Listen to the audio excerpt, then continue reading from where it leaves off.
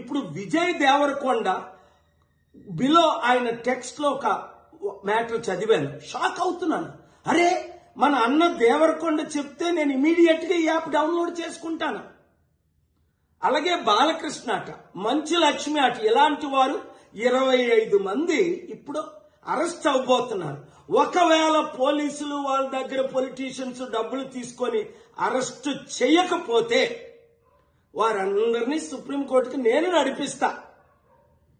ప్రకాష్ రాజు లాగా మీరు కూడా తప్పయింది అని ఓపెన్ అపాలజీ చెప్పినంత వరకు.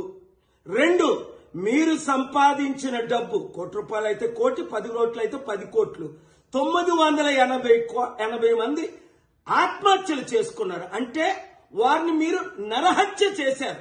మీ ఇన్ఫ్లుయెన్స్, మిమ్మల్ని ఎంతో ఫాలో అవుతున్న ఈ ఫాలోవర్స్కి మీరిచ్చే గిఫ్ట్ ఇదేనా? మానవత్వం లేదా? దైవత్వం లేదా?